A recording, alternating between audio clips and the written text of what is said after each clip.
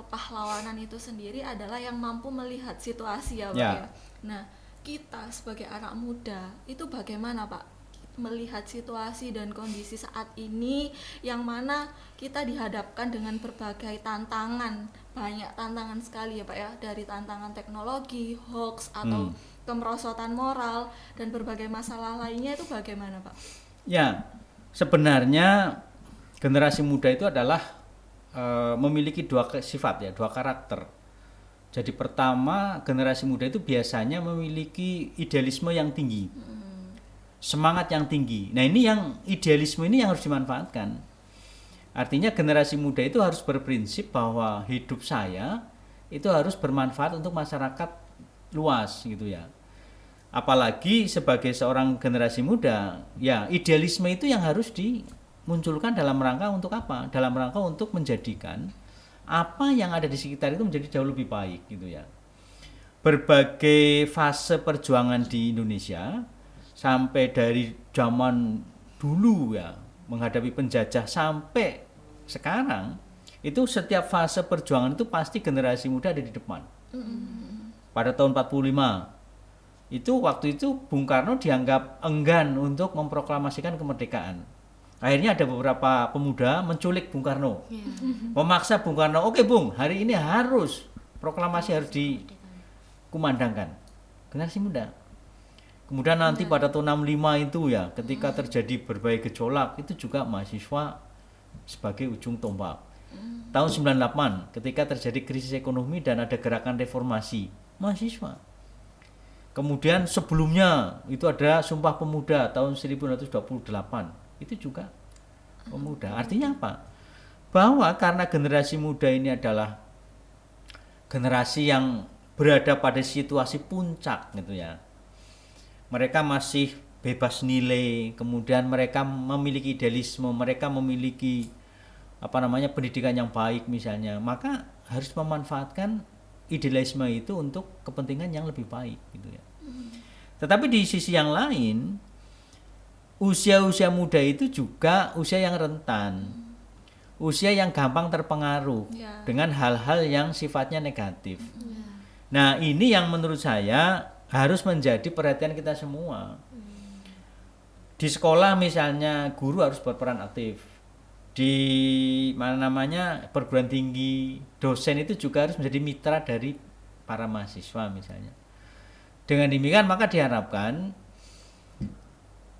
di usia muda itu yang melejit itu idealismenya. Jangan sifat-sifat yang jelek tadi gitu ya. Nah, oleh karena itu menurut saya yang harus dilakukan oleh generasi muda mahasiswa misalnya ya kemampuan untuk saling berteman, mengenal temannya, berorganisasi dengan baik misalnya, belajar dengan sungguh-sungguh, itu akan menjadi modal bagi mereka untuk apa? Untuk menumbuhkan idealisme tadi gitu. Semangat untuk memperbaiki hal-hal yang masih kurang baik, meningkatkan hal-hal yang masih rendah misalnya. Nah ini yang menurut saya itu penting dilakukan oleh generasi muda. Oleh karena itu mahasiswa misalnya ya jangan asik dengan hal-hal yang sepele. Seorang mahasiswa karena di sana itu ada idealisme dan mahasiswa itu adalah kelas menengah yang diharapkan akan menjadi penerang ya, menjadi penunjuk jalan masa depan bangsa ini, maka para mahasiswa juga harus apa? Harus bahu membahu, harus belajar keras untuk menyerap berbagai pengetahuan yang baik itu, dan di sana idealisme itu juga harus terus-menerus dijaga dengan sebaik-baiknya.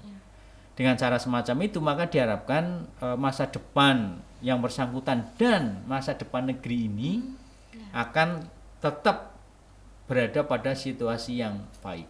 Bahkan bisa lebih baik.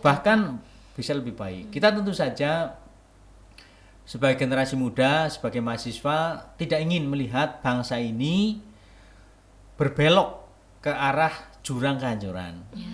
Tapi justru kita ingin melihat bangsa ini berjalan lurus, tegak menjadi bangsa yang hebat, menjadi bangsa terkemuka di dunia ini dan bisa menjadi pemimpin dunia gitu ya pada masa yang akan datang. Dan itu tentu saja keberadaan atau situasi seperti apa bangsa ini pada masa depan itu tetap berada pada generasi muda, berada pada para mahasiswa. Nah, dengan demikian semangat kepahlawanan gitu ya yang telah dicontohkan oleh para pendahulu kita, para pejuang di Surabaya misalnya, itu harus tetap terpelihara dengan sebaik-baiknya, tetap ditumbuh kembangkan pada setiap generasi muda, utamanya para mahasiswa. Oke. Saya kira itu. Mungkin dari Pak Pur sendiri Ya. seberapa yakin sih Pak mahasiswa dapat menerapkan hal itu? Saya sangat yakin, saya sangat optimis ya bahwa para mahasiswa generasi muda akan mampu menerapkan semangat kepahlawanan ini dan membawa bangsa Indonesia menjadi bangsa yang jaya, menjadi bangsa yang hebat pada masa yang akan datang. Kita juga memiliki jargon untuk UNER ini, UNER hebat. Nah, bangsa ini juga akan begitu, akan hebat. Terima kasih. Sehingga perjuangan ini masih belum selesai ya Pak ya, dan kita sebagai anak muda tentunya harus melanjutkan perjuangan yang telah dirintis oleh para pahlawan terdahulu. Ya. Mengutip sajak dari Hairil Anwar, Ya. itu ada yang menarik Pak. Ya. Kerja belum selesai, kita belum apa-apa. Nah, menurut Bapak, bagaimana cara menanamkan nilai-nilai kepahlawanan bagi generasi milenial, Pak, untuk membangun semangat kebangsaan, kebersamaan, dan keindonesiaan kita? Ya, Hairil Anwar sangat hebat itu ya, melalui sajaknya, melalui puisinya itu harus menjadi pendorong kita generasi muda untuk selalu pada waktu kapanpun ya, untuk selalu bekerja dengan sungguh-sungguh untuk menanamkan cita-cita kita gitu ya, sampai kemudian cita-cita itu tercapai gitu. Nah, generasi milenial ini adalah generasi yang unik karena generasi milenial ini memiliki semangat, juga memiliki berbagai keahlian yang itu tidak dimiliki oleh generasi yang dulu gitu ya. Nah, dengan demikian, dengan keahlian, dengan berbagai fasilitas yang dimiliki oleh generasi milenial itu, justru diharapkan sikap kreatif dan inovatif itu tumbuh itu. Karena disitulah inovasi dan kreativitas itu menjadi penting untuk kehidupan kita pada masa yang akan datang. Tantangan bangsa ini ya, tantangan manusia, umat manusia di dunia ini semakin ke depan akan semakin berat. Nah, karena kondisi dunia itu tentu saja berubah, iklim berubah gitu ya. Dengan berbagai perubahan itu tentu saja tantangan-tantangan akan semakin berat.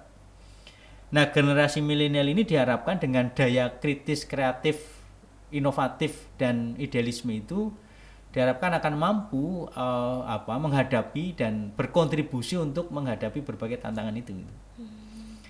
Dan perlu diingat bahwa perubahan dunia yang masif itu tentu saja membutuhkan kreativitas yang tinggi bagi generasi yang akan datang. Dengan demikian maka diharapkan kita sebagai manusia akan tetap eksis menghadapi berbagai perubahan itu. Kalau kita tidak kreatif dan tidak mampu beradaptasi dengan berbagai perubahan itu, maka kita akan punah.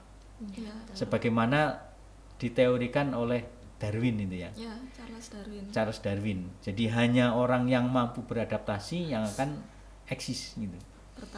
Bertahan. Nah, dengan demikian maka generasi muda itu juga diharapkan begitu. Generasi milenial itu harus memanfaatkan kemampuannya dalam rangka untuk bertahan dari tantangan yang besar itu, dari dunia yang semakin berubah. Saya kira saya tetap optimis karena apa? Generasi kita, generasi milenial itu mendapatkan berbagai pengetahuan yang sangat cepat gitu ya, menginput berbagai pengetahuan dengan sangat cepat, dan mereka juga dengan sangat cepat mampu mengimplementasikan berbagai pengetahuan itu untuk kepentingan masyarakat yang lebih baik itu. Ya. Berarti ini sebenarnya peluangnya tuh banyak ya Pak. Banyak ya? sekali banyak ya. sekali tergantung dari kita ini para Betul, artinya sekali lagi kreativitasnya dan daya inovasi itulah yang dibutuhkan oleh generasi muda dan generasi yang akan datang itu. Ya. Wah, Oke. menarik sekali ya, kita Iya. nggak kerasa loh Pak, kita sudah lama banget ngobrol dengan Pak Pur ini. Ya. Ya, mungkin ini ya Mbak ya, buat sedikit penutup ya. Tadi Ya. kan kita sempat bahas tentang sajak dari Khairul Anwar gitu. Uh-uh. Nah, ini kan narasumber kita ini berasal dari tadi bilang dari Banjarnegara ya Pak. Ya. Ya. Mungkin Iya. bisa memberikan ya 1-2 kata untuk pemuda Pemuda. menggunakan bahasa Jawa mungkin. Boleh Pak? Iya, sedikit quotes gitu ya Mbak. Waduh, Iya. apa ya yang akan saya ungkapkan ya? Ya, saya menggunakan bahasa Banyumasan ya. Oh iya, boleh Boleh Pak. Pak. Ya, kanggo sedulur-sedulur sing isih pada sinau, ayo bareng-bareng sinau sing apik, kerja sing apik, terus ajak lalen karo semangat sing semangat pahlawan sing wis pada meninggalkan kita ya. Dan moga-moga kita kabeh pada sehat. Terus tetap semangat berjuang untuk ngatasi merantasi persoalan-persoalan sing dihadapi nang kita kabeh. Ya, terima kasih. Ini nanti kalau ada mahasiswa dari luar Jawa langsung auto Google Translate ya kayaknya. Bingung malah Iya, lu apa ini ngomong subtitlenya apa mana ini? ini?